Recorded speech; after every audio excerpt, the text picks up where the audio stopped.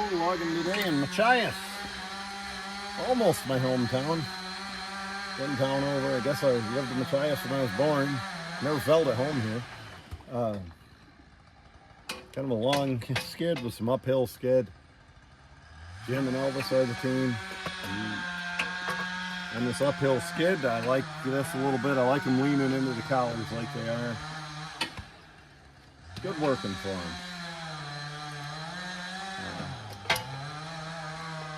Kind of decent weather. We're getting late August here.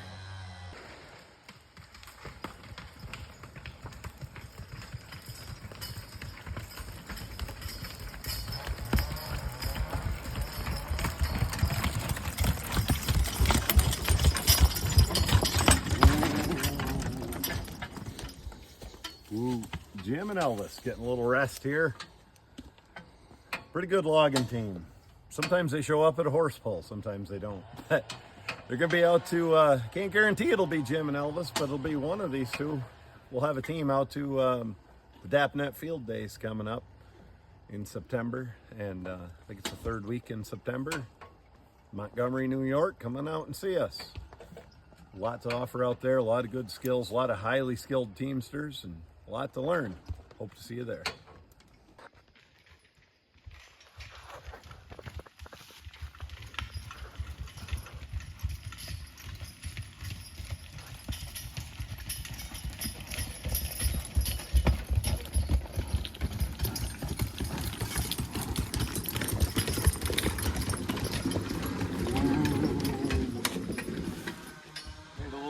That time we went all the way up the hill before I rested them down over. My dad used to call this a thank you man. He said the horses were going up a hill, they'd find that little level spot, they'd say thank you man. Oh, a lot of work in here. Working with Brian Armisen today. You hear the saw buzzing away in the background. Kind of an ongoing job for Brian. Jim and Elvis are doing a nice job working on the little improvements here and there, particularly backing up accurately. Those exercises I did the other day out in the field with the empty cart, I think worked, because they're better than they were last time they were in the woods, which was, I don't remember, Monday, Tuesday. They were in the woods Tuesday, then we cut with the tractor Wednesday, and now we're back with the horses today. Today's Thursday. Yeah, getting a little done, skidding some tree length ash here. Got 5 logs in this one. We normally don't cut trees this small, but it's ash and it will be dead in a year. Just like that little dude right behind Nick. Already dead, show the top. Already dead and no value in that guy, so we're cutting these while they still have value. How you feeling about logging, Nick? All right. I'm sure like everybody, we got a Labor Day horse pull coming up. Rushford, boy, that's been going on forever, and that'll be a fun pull. Hoping we show up there. This team did a bang-up job there last year. Matt Ainsworth is going to do his third on 8,500 light class.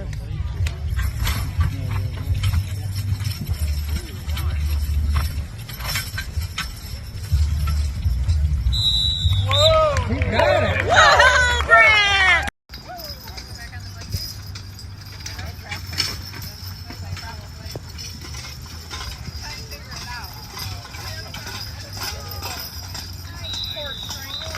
Holy cow. What a draw. They were pulling. Hopefully we'll do the same this year. Let's go up the road and see how they're pulling, Nick. Okay.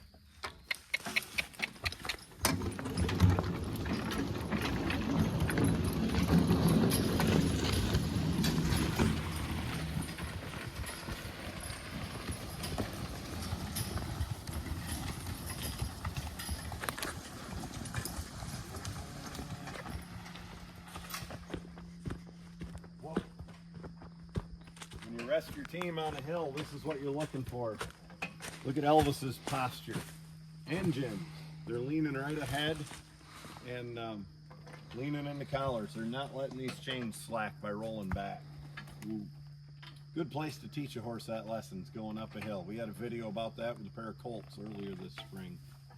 That'll translate to right on the farm or wagon rides or anything when you do it like that. Reminds me of a story. We had it's getting to be that time of year, isn't it? We had 3 horses on a corn binder when I was a kid. And then when we'd get done with the corn binder, we'd hook to the wagon and haul a load of corn back to the insulage cutter. But we'd only put 2 on the wagon. So we actually would drive 3, but only 2 were hooked up. We did not have a 3-horse evener, if you're following me. So 3 were in front of the wagon, but only 2 were hooked to anything. And we'd be going up a hill, and we'd rest. And the 3rd horse that wasn't hooked to anything would stand just like Elvis, leaning in the collar, acting like she's holding that heavy load forward going up the hill, and she wasn't even hooked to anything. So either they're creatures of habits or fakers or all the above. Well, hop on, Nick. We'll get some logs to land in. Well, we got the uphill part of the skid behind us. Now we're on levelish ground and then downhill. Key to logging with horses in general, especially if you're going uphill, even a slight uphill, is rest. Be patient. Give them lots of rest. It's probably longer rest than you think they need. There's no reason to push them. You'll get a full day out of them that way. The other place I let my horses rest is on the way back in. I don't need them to hurry. Sure as hell don't need them to trot. And we don't need them to hurry or go fast. They can wallow, not really wallow, but they can walk at a slower pace on the way back in and get their rest and do their work when they're hitched to a log.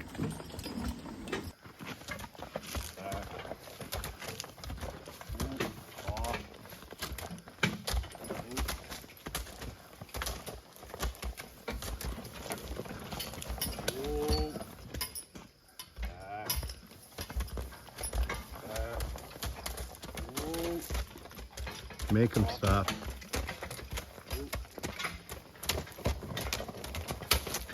I don't know what's up with Jim's tongue. There's nothing wrong with that bit. He's bitted right. He's just being a putz. Horses do that sometimes. He's got a smooth snaffle. It's adjusted well. Just hard to get good fitting bridles. You know, right here on the side, that's tighter than I like to put that bridle. But if I don't do that, then the blinders flop around and so does the crown.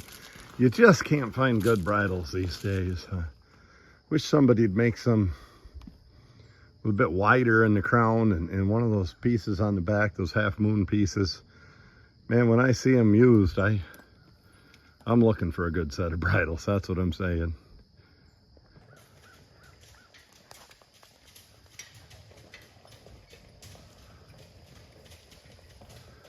Just a nice easy pace on the way back in. Now that's not slow. I mean, not when you consider we're going up and downhill. You know, it's not wallowing around. Their heads are in good position. Their heads are right between the hames. But it's just a good pace. So we'll finish this off by showing the team on the way back in. Just walking at a nice, comfortable pace. Something they can sustain. It's not painfully slow, but it's not going to wear them out on the way back in. Good job, Nick. This year is the 30th anniversary of me logging with horses. I mean, on my own, with my own jobs. I started much younger than that, actually. And we're at a point we like here. I feel like all the changes, we've gone to a D-ring harness, 0 pressure on the neck. You know, still use a good heavy lines. I like the way we collar our horses. We really like these double spreaders. About 25 years ago, we picked up this cart and we've used it ever since then. The eveners, the great teamster. It's been a long journey to get where we are. And I'll guarantee you one thing. If we are doing this in another 5 to 10 years, you're going to see even more changes. You know, we're always learning and always looking for a better way, and that's the way you improve. Yeah, for me, it's been 30-year journey. Back in June was 30 years I've been logging. I started when I was 18. Logging on my own, that is. It's kind of funny. Using the same type of horse. I got a pair of, back then I had a bay and a dark chocolate, and I still do. Had a lot of black ones along the way. Had a damn lot of horses along the way. It's kind of what we do, training. But, you know, some of the stuff we haven't changed ever. The way my dad taught me to fit a collar. Those double spreaders. The good one-piece leather lines. Once we found this cart, we're on here. I can't show it very well. We've stuck with this cart. And other things we've changed, you know. Use a little different collar pad. In fact, my dad didn't fit a pad a lot. He didn't use a pad a lot of times. And you can still get away with that, but we don't. Hames, I like to pull in Hames. You know, we use a D-ring harness now. You know, I use pulling eveners in the woods. We always had a set that you could set a horse in and out, but I got to where I really like these. As far as the basic driving, we haven't changed much. Cutting technique, I was just learning the modern cutting technique in '94. In fact, probably didn't even know it. I probably cut back to front, old school. Game of logging came around my area shortly after that. That's where I picked it up, as did most of us. Of course, we didn't have Big Nick until, what, '02? Wow, I think my balance was better back then. I'm trying to fall off the cart. But it's a continual improvement. I think that's the exact same set of harnesses we had. And my gosh, we might have got them in '93, '92, I don't know. They've been around. And there isn't much original on them. They've been changed. But I think most folks will find that they've changed little by little through the years and found new ways to do things and have adapted and improved. If you haven't, maybe you ought to look into things. You probably weren't perfect to start with. Maybe you were. I don't know. But it's funny, a lot of the changes I've come full circle on. You know, all the way back to what my dad taught me. These long cross lines, for instance. He liked long cross lines. I wanted shorter ones. I'm all the way back to the 7-foot cross lines. Flat shoes. I wanted cork shoes. Dad liked flat shoes. I'm all the way back to flat shoes. My dad always told the story about a guy that went to college. Agriculture college. Well, he was in college and just graduated. He couldn't believe how dumb his old man was. Got out of school and was farming with the old man for about 10 years, and he said, I can't believe how much my dad learned. That's kind of how I was. I changed a lot of his stuff and full circle all the way back to the same stuff he taught me, and he always did.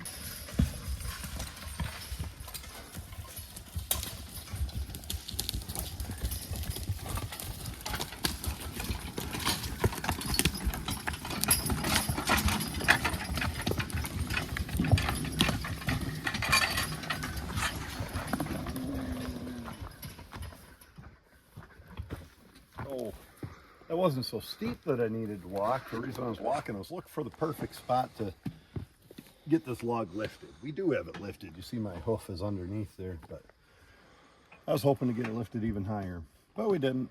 At least it's off the ground and it'll be okay for our journey out.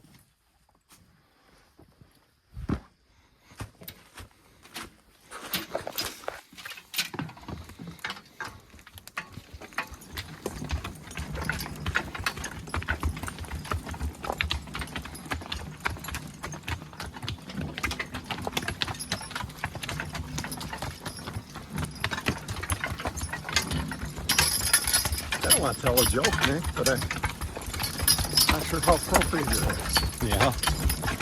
I mean, YouTube's not going to censor it. It's not that bad. Oh.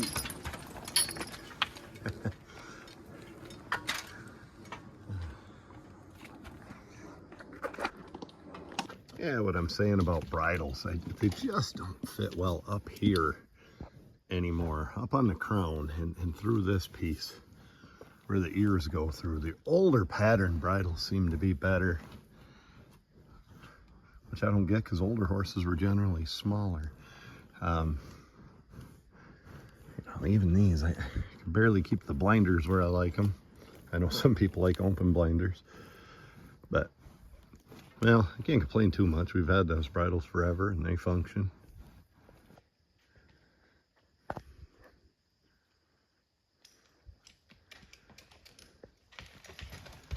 Got Nick driving them.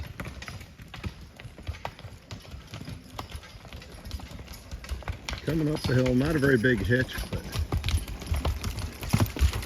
we're going a long ways and it's steep in places.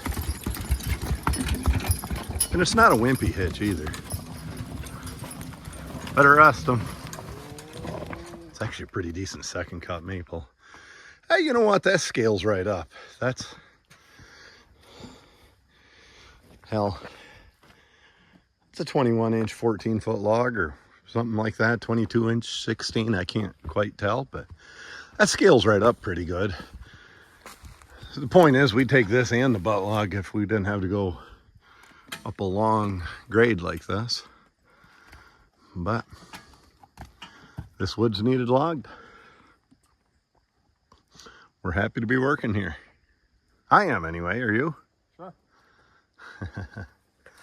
You think old Jim is? An Elvie boy?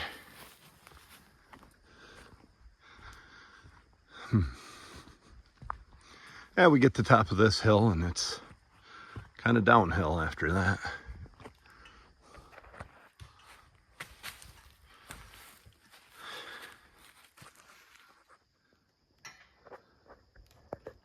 Oh, show us some good hands on the lines, Nick, and bring them right up past me and then rest them.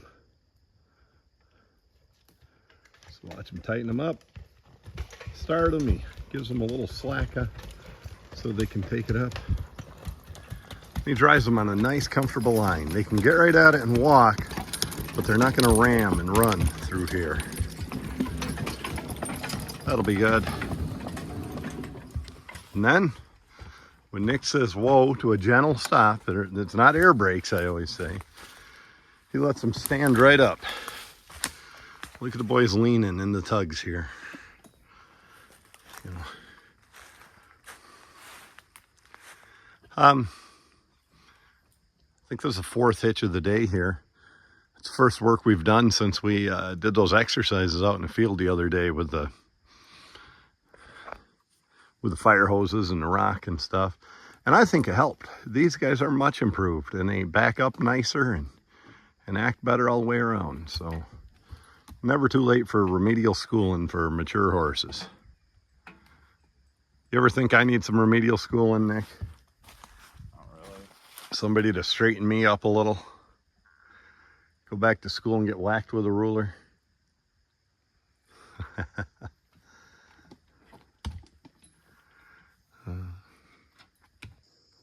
Nick's driving the team today. Doing a good job resting. They're laying in the collars pretty good. Sometimes while they're resting, going uphill is a good time to check the collars. Jim's leaning in this collar pretty good. I just put a top pad in here. And that's a pretty good fit, not choking him. Elvis, same thing. Elvis is a little closer. Jim's is big. Just a touch, but Elvis's is an even better fit. But that's a good time to look. And then you look at how it rests back against their shoulder. You know, follows the slope of their shoulder, whatever that might be. So I'm pretty happy with these collar fits. And you also watch from behind. Make sure they're not riding up as you go ahead. Go ahead and start them, Nick, and we'll watch that.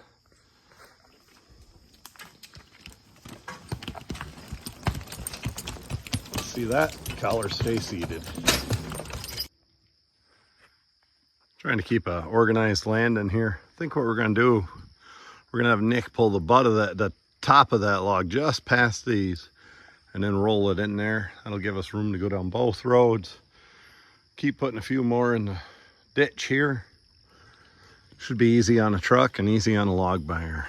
As good as we can make it. Here comes the big guy coming downhill with a hitch.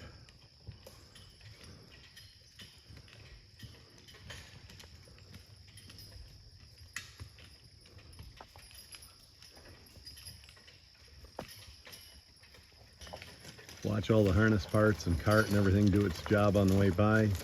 Starting with the bridle line spreaders, D-ring harness, the yoke. Nick doing his job. Whoa! I might have stopped you a little too soon, Nick. About a foot, please. 2 feet. Whoa! I think that'll work. Here, Nick, you want to grab this? You handsome devil. Say hi, YouTube. Hi. Well, we'll see what this has in it. Must have been some odd lengths. Must have been something going on in this tree to choose this. 4, 8, 12. It's a 15. I suppose the buyer's going to buy it as a 14. I would if I was a buyer. I don't know.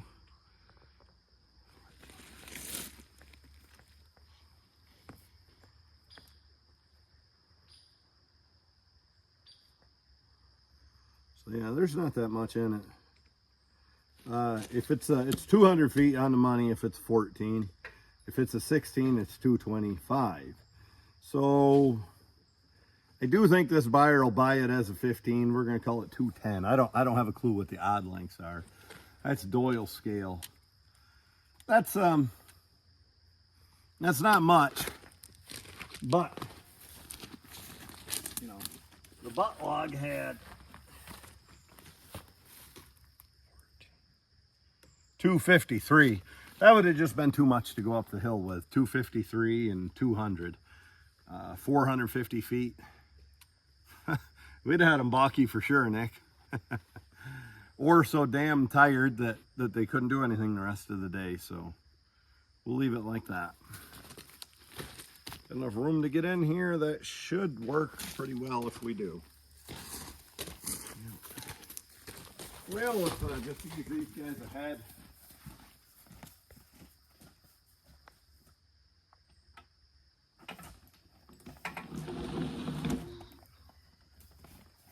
Yeah, every pull doesn't have to be a horse pull. You know, every hitch you go to the woods with doesn't have to be a horse pull. And yet every hitch doesn't have to be a nothing either. Take some good hitches. You're going to wear your horses out, balk them up, all kinds of issues if every pull is really heavy pull. Not that I don't like a heavy pull now and then. You know, I am a horse puller. I like to watch them get down and work. Hell, I like to move some logs. That means some money.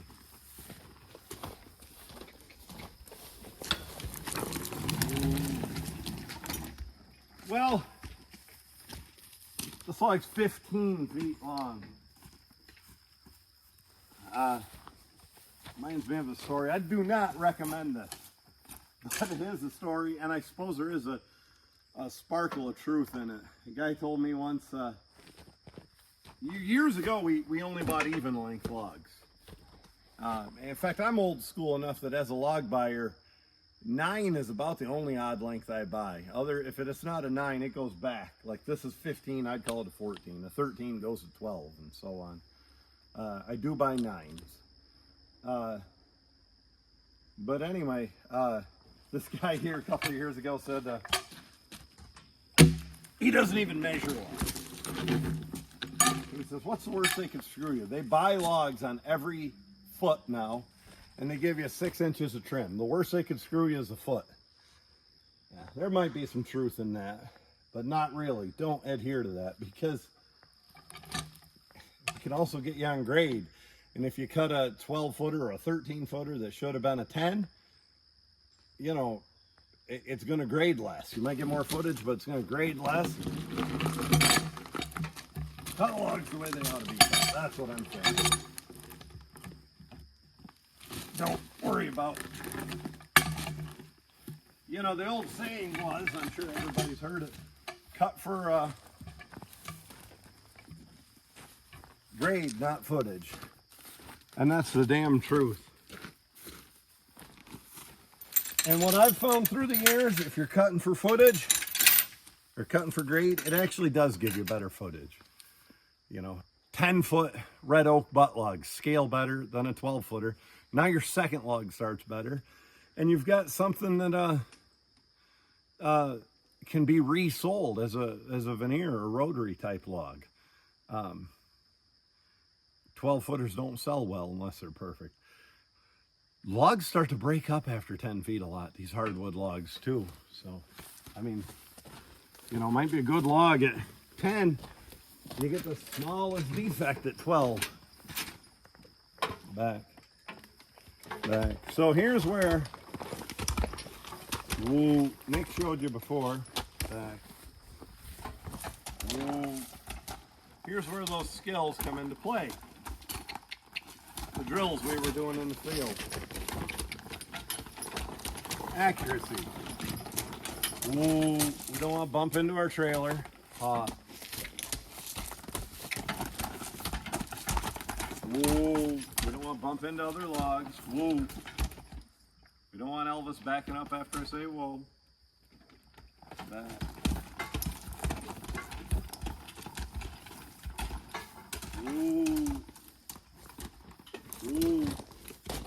I don't like the team out thinking me. They know they have to turn left. But I'm a control freak. I don't want them to do it on my command. They know they have to turn left, but I want them to wait until I tell them to turn left instead of they choose to turn left. I've just got my mind on something else as I'm looking at some logs here. Reminds me of a joke, Nick. Knock, knock. Who's there? Control freak. Now you say control freak who? Can't see you smiling. Well, let's get some more timber. Take it easy on them. They're getting a little tired. Well, we got Elvis and Jim on Hitch and Maple here. Quite a bit of an uphill skid before it starts to go downhill. Fairly long skid. And we have what we're looking for. We like the log up high and the cart down low. And this is one of the reasons I like them backing up slowly. Back. Woo.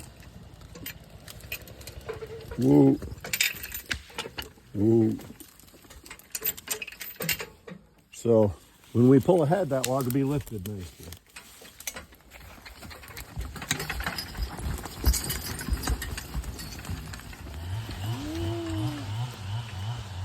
There we go. That saves the horses. Well, we're several hitches in here to the day. Probably half a truckload of logs. And it's going pretty well. Just showing you the pace I like a team to walk at. They're alert. They're on the lines. I'm not loose lining them. They're not wallowing. And they're not going painfully slow. But just a nice, comfortable pace back in the woods. They can kind of get a rest on the way back in. Especially once we get up here to where it's downhill. Yeah, that's how I like to pace my horses. Keep them slow and steady wins the race, you know, the tortoise and the hare. And that's how I pace things during logging. I'll go on wagon rides with people sometimes. And people pass us and think we're ridiculously slow. And then we get to the hill and we pass everybody back on the hills. It's just a matter of slow and steady consistency. Well, we got uphill a good ways, and then it's downhill a long ways, fairly long skid. So we're not taking as much full tree length as normal. So we end up with some logs, not a real long log. I think that's a 9-footer. Not a huge log either. 16-inch log, I'd call that. And we had a similar thing down here.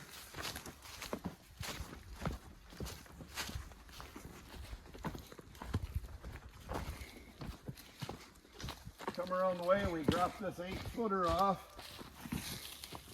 Oh, on the scaling end, I'd say this is another 16-inch log, 8-footer on this. So what we end up with, we're going to team the two of these together. So what we're going to do, we got a little opening right there by the stump. Kind kind of a water bar type thing. We're going to turn the horses there, and we're going to back them right up to this little dude and hook onto this, and we'll catch the other one on the way by. You're going to see it come into play why we want these horses to back up and turn slowly and accurately. And they've been doing a terrific job about this today. As good as any team I had since old Roy and Libby, to be honest. Which would be Elvis's mom and her old teammate who's been gone 10 years. He was an old boy then. So, right here, this little pull off, we'll get them turned there, and then we'll back up and first log and then second.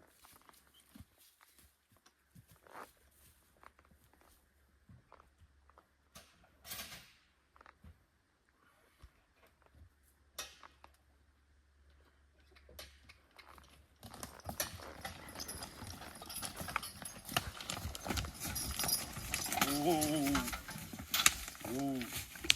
Now, first thing I want from them is not to back up when they're walking up a hill like that. Next thing I want, I'm going to back up, and these horses know they're going to turn to the left, but I want them to wait until they do it on my command. Back. Ooh.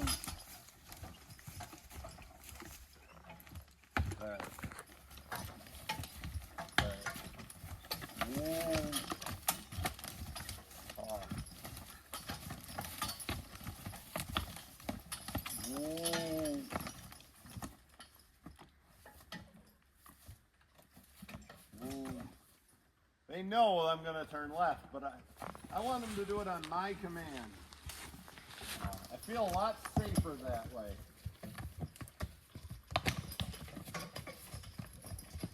Ooh. Just like we did in the exercises the other day. Turn a little bit and then stop instead of one big fast motion.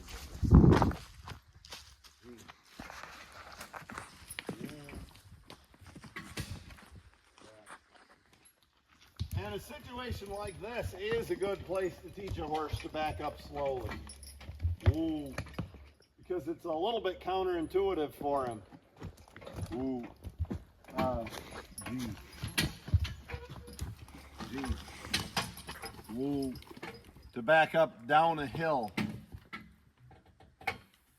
So as you see, they're really not sitting in the britchin at all. They're just letting pressure off the collar, and it's a good place to teach them to back up nice and slow. Back.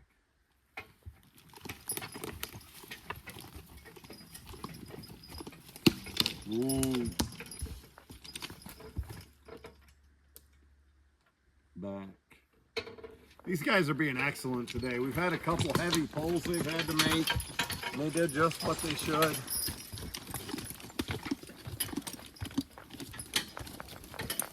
Ooh. Feeling good about these horses. Back.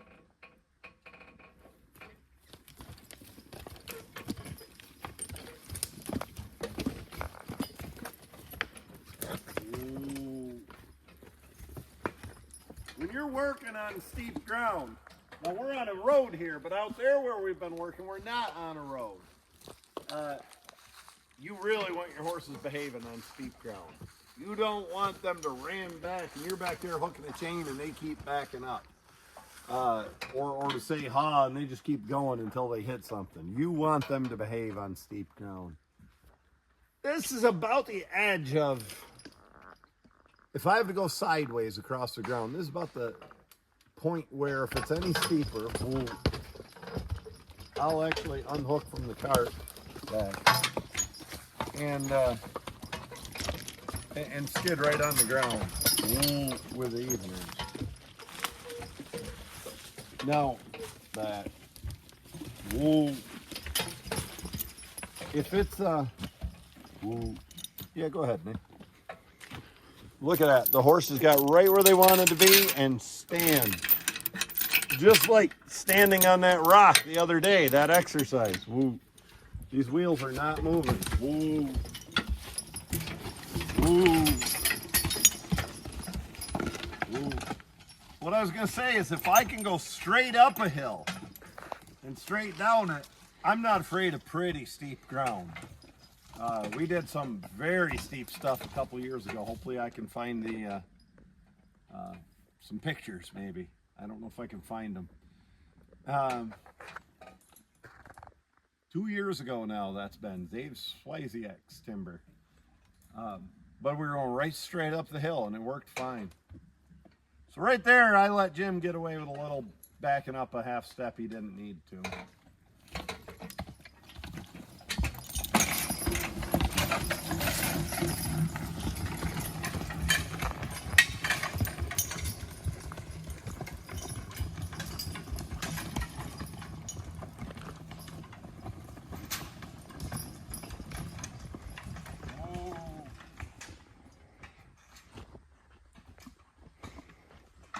If you've ever pulled a car out of the ditch with a chain,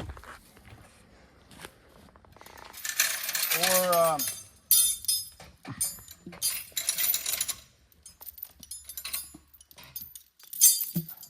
tow started a tractor or something like that, you know that you don't want to start with a lot of slack in the chain and then hit the end of the chain and rip your bumper off or something like that. You usually ease that truck ahead or tractor, whatever you're driving, till the chain's tight, and then you go. And that's exactly what I'm looking for, why I don't want them to back up. And you saw it on that last one. We had a little slack in there, then they kind of went to the end of it. Now I started them easy, but it's a lot easier if they're already leaning ahead like they should, and there is no slack in there. A lot less concussion on the horses. Well, we'll see if we can get this dude hooked.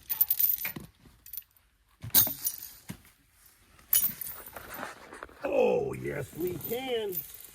Hey, Nick. What? Can we build it? Yep. Can we fix it? Yeah. Bob the Builder.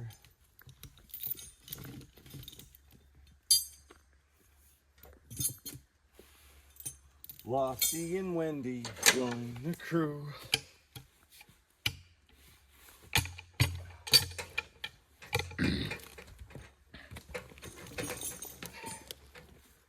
Oh, if I was the horseman, I should be able to give them a command and have them go ahead 6 inches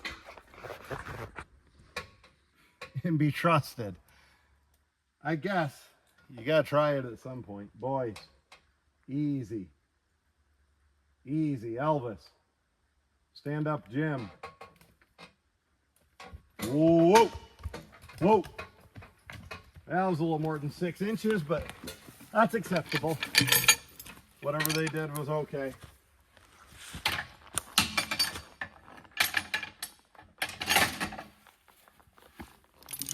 Whoa.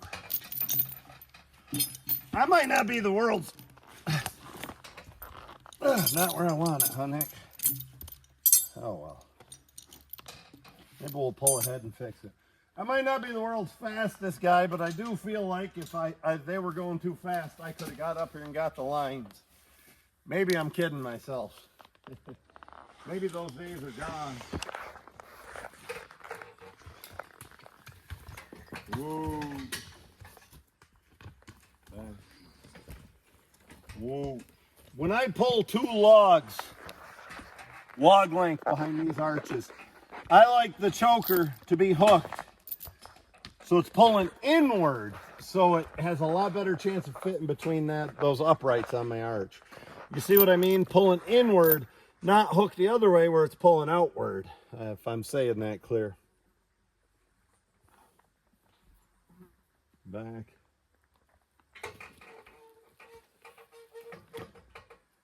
Back. What else do we always do with the chokers, Nick, that we're very leery, not leery, but woo, ha. Have them Woo. facing a certain direction. Back. Ooh. Yeah, we always hook these chokers with what we call the meat toward the skidder, toward the horses or whatever. We don't hook them this direction. It stretches this stuff out. Even my little baby horses have enough power to stretch those skidders out, chokers out with time.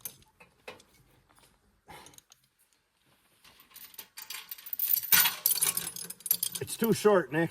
Yeah. People are going to start making their own joke there. Whoa.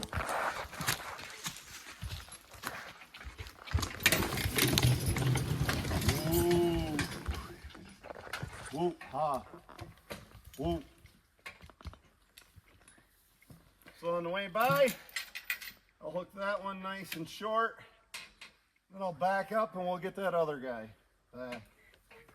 Whoa. Lofty and Wendy join the crew. Bob and the gang have so much fun. Here's what I like to do. I like to unhitch my drawbar, whatever you call it. Hook it back in there. And physically move that down to get all the lift I can. Only do that if you can really trust your horses. Whoa. The only reason I'm walking instead of riding, when I get up the trail a ways by that stump, I think I'll be able to tighten those jokers up a little. Jim Gordon said yesterday, and a great video by Jim yesterday, not that they're all not, but I really enjoyed that with him having his colt in the woods for the first time. And Jim said he drives better on the cart than he does on the ground. We all do. I guarantee it, you know. I always say it about horse pulling. We drive better on a sled that we sit down on compared to a Buckeye sled that you walk beside. We do. And when the cart's safe and you don't feel like it's going to tip or anything, and you really need to be driving well, get right up there. Get right behind the horses, and you will drive better. Nice smooth start. That's what I like on logging boards.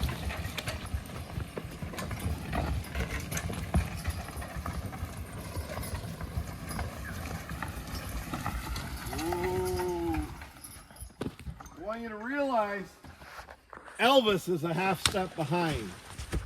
And the whole reason is I'm driving off to the other side. I walk, again, I heard Jim reference this a couple times in his video yesterday. I'm walking behind the slower horse. And that'll put Elvis back a step. Now, the last hitch I had to walk on the other side because it was safer. And Jim was back a half step. Your lines do that to you. Gee. Whoa, whoa. Whoa. Just trying to get these lifted better if I can. I don't think I can.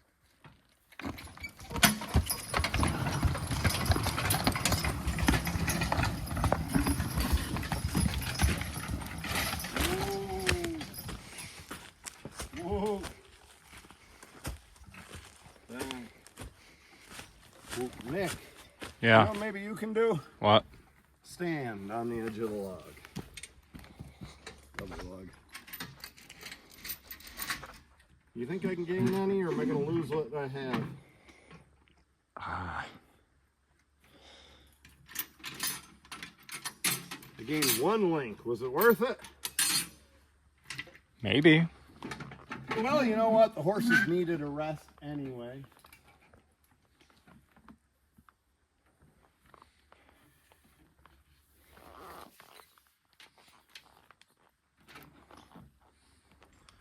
We're going to swap cameramen here. We got Nick. He's going to be the teamster. Ooh. And I'm going to get up the hill a ways. And Nick will demonstrate some driving skills here.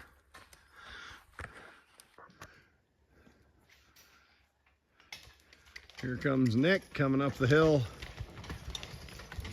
Moderate hitch of maple. It's not a big hitch. It's what we need at this point in the day and coming up the hill like that.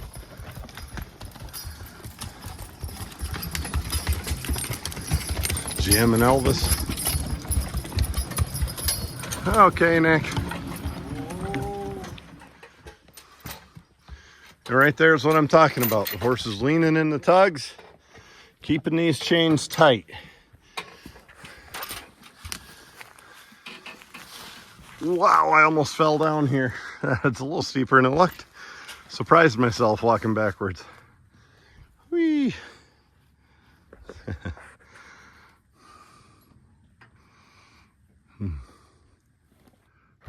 Last horse pull of the week, of the year this weekend. Well, we got one little guy after this, but how you feel about that, Nick?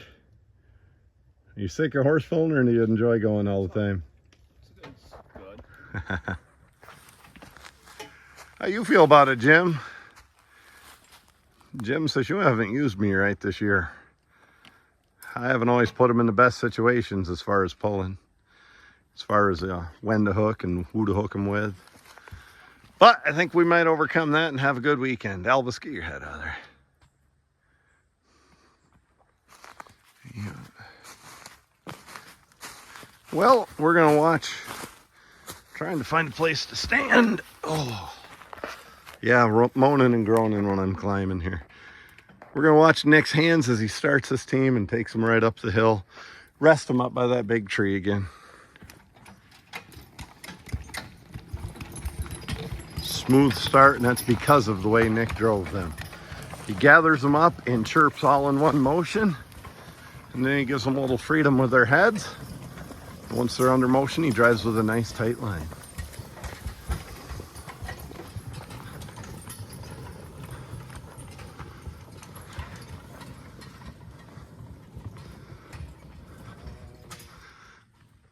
So these are not the most valuable logs in the woods.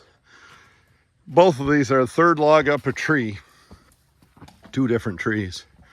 And if you go back to our core defects video, you'll learn why farther up the tree you go, the lower the log value is. You'll also learn why we prefer to harvest bigger timber when possible,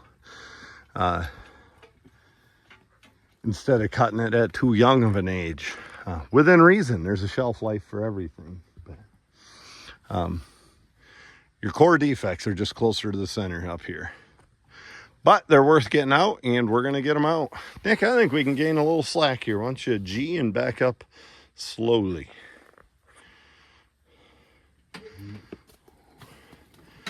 Woo. Woo. Nice job. Look at that. Gained 2 lengths, maybe even more here. That should help.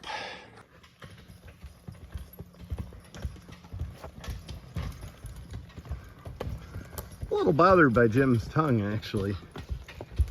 He shouldn't be doing that. Maybe I need to bid him differently or bridle him different or something. Or maybe he's just being silly. I don't think so. I was going to try to walk up the hill backwards and film him, but I better get out of the way.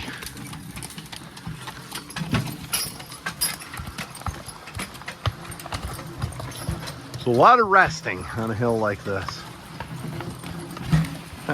Like I said, not the world's biggest hitch, but you know, it's hard maple, it's heavy. It's not a little hitch either, and it's uphill till right here. Okay. And it's all you can do. Work them a short ways and rest them. Rest them longer than you think you are. Yeah. Now that we're up here, it's downhill to levelish the rest of the way. If this was a little bit farther, I would probably skid, you know, good size, a couple smaller hitches up here, and then put them together and take bigger hitches on the downhill run.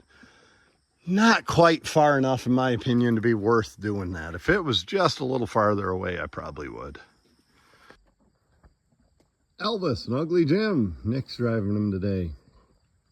Annie East Nin said that we don't see things as they are. We see things as we are.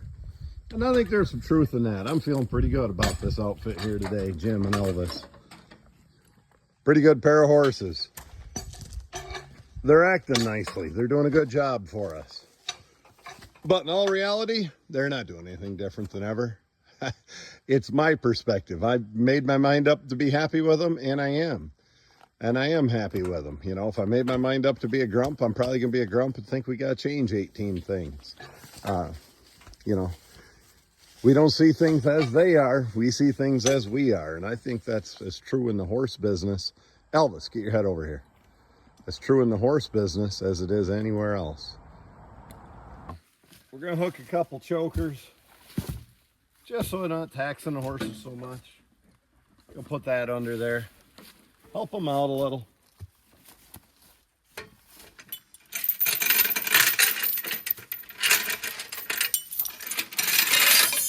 I don't know if we're going to take all this or not. It's a lot. But we're nearing the end of the day. We're not going to tire them out much work. I don't know.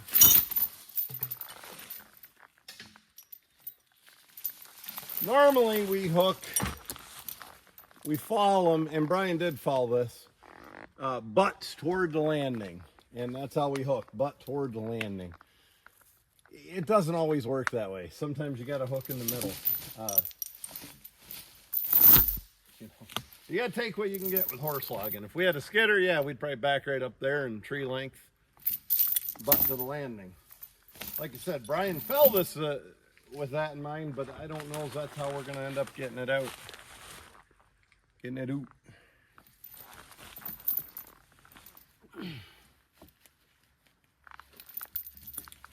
Man,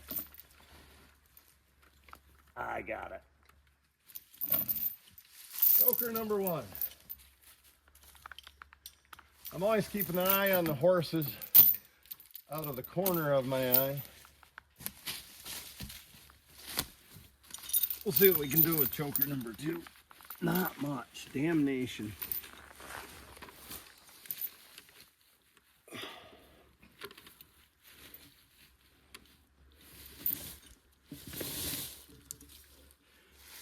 Well, less than ideal. But it's not always ideal when you're logging with horses. What we're going to do is we're going to back in here. We'll pull this a little bit. Then we'll back up. We'll try to get this choker out on the end a little more. We'll see what we can do. We'll see if we're making a bad decision or not.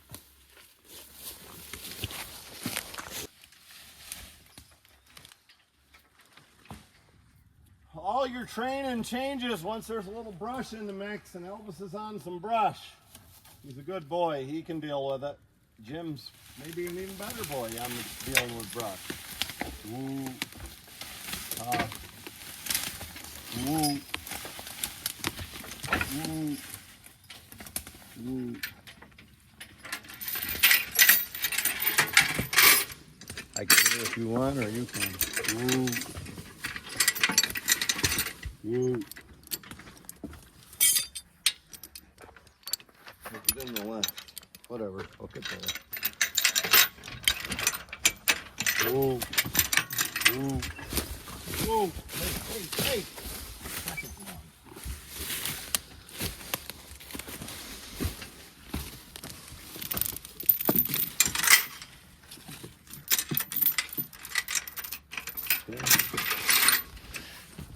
Yep.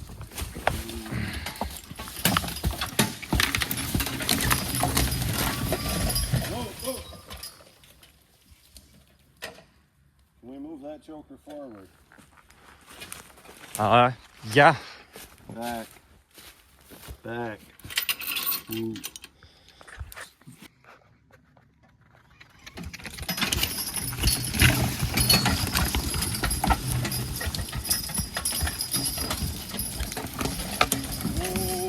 Good boy. Tough pulling.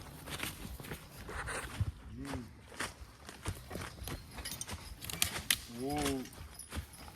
Whoa.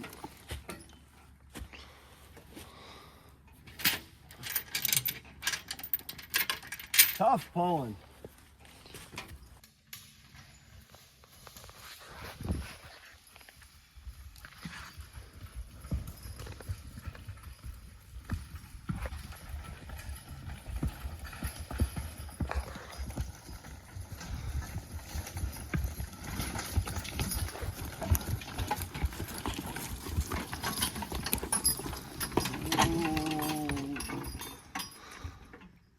Got a big single log ash to end the day here. And we have it hooked with 2 chokers, 3 and 6 o'clock. So it lifts the log pretty good. Pretty good sized tree. Ash isn't real heavy, but when it gets big enough, it's all heavy. What do you say, Nick? Should we head home and have some fun at home? Sure. Hopefully.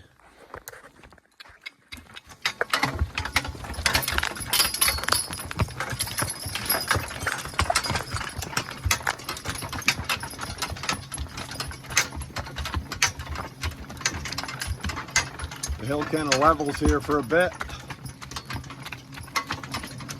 And then we got a little more uphill.